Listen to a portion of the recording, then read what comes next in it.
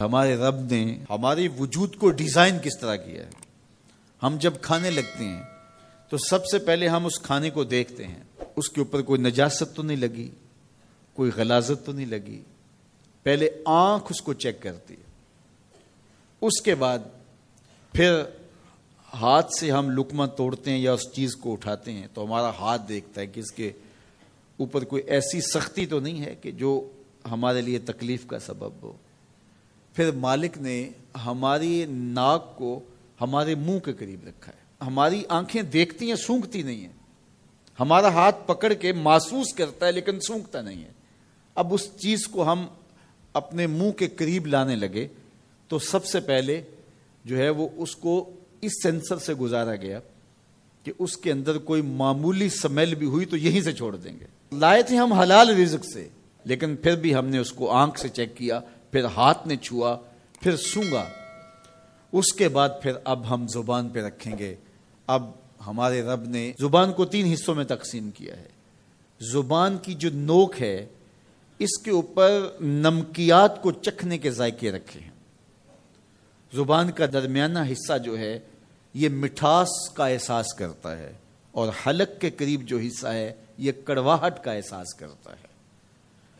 تو اب اس کو زبان پر رکھ کے چکھا کہ یہ بد ذائقہ تو نہیں ہے، اب زبان نے بھی کہہ دیا کہ اس کا ذائقہ بھی ٹھیک ہے۔ اب دانتوں کی چکی میں پیسا کہ اس کے اندر کوئی ایسی چیز تو نہیں ہے کہ جو تمہارے معدے پہ شاک ہو، پھر تمہارے حلق سے نیچے اترا۔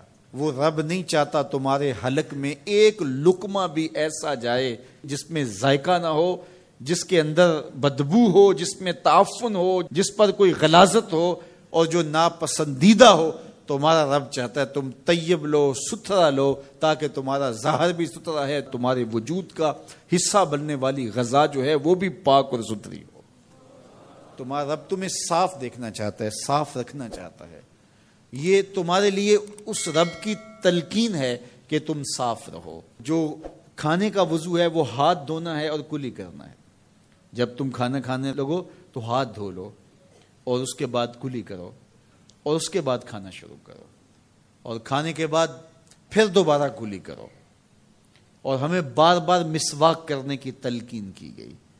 مسواک منہ کو صاف کرتی ہے اور رب کو راضی رکھتی ہے۔ میں نے کہا کہ جب بچہ پیدا ہوتا ہے تو اس وقت اس کو غسل دیا جاتا ہے، اور جب جنازہ اٹھتا ہے تو اس سے قبل بھی اس کو غسل دیا جاتا ہے۔ غسل سے کہانی شروع ہو کے غسل پہ ختم ہوتی ہے، اور ادھر صفائی اور ستھرائی کی کہانی یہ ہے کہ جب تک بچہ اپنے دانت صاف کرنے کی اہلیت نہیں رکھتا اتنی دیر تک دانت ہی نہیں اگتے، اس لیے کہ اب یہ صاف نہیں کر پاتا، اور جب وہ صاف کر پائے گا تو پھر دانت اگنا شروع ہوں گے، اور پھر ان دانتوں کو ہر لحاظ سے صاف رکھے، ان کو ستھرا رکھے۔ میرے اور آپ کے آقا و مولا حضور ختم المرتبت صلی اللہ علیہ وآلہ وسلم کا جب آخری وقت آیا اور حضرت اسرائیل علیہ السلام قبض روح کے لیے اجازت طلب کر رہے تھے تو حضور نے فرمایا عائشہ مسواک دو، تو حضور کو مسواک دی گئی۔ نکاحت تھی، کمزوری تھی، اور مسواک سخت تھی، تو حضور نے ارشاد فرمایا عائشہ اس کو چبا کے دو۔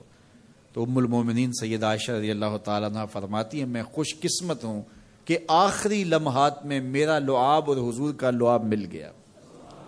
تو انہوں نے چبا کے نرم کر کے حضور کو مسواک دی، اور حضور نے اس آخری وقت میں جب انتہائی نکاحت اور کمزوری تھی مسواک کی کہ میں اپنے رب کے حضور حاضر ہو رہا ہوں۔ تو ہمارے دین نے ہمیں یہ تلقین کی ہے کہ تم اپنے آپ کو بھی صاف رکھو، اپنے وجود کو بھی صاف رکھو، اپنے بالوں کو بھی صاف رکھو، اپنے لباس کو بھی ستھرا رکھو، لیکن پھر اس پہ اکتفا نہیں ہے۔ جہاں تم رہتے ہو اس جگہ کو بھی تم صاف رکھو، اپنے اطراف کے ماحول کو بھی صاف رکھو، اپنے گھر کو بھی صاف رکھو، اور اپنی گلی کو اور اپنے محلے کی صفائی کا اہتمام کرو۔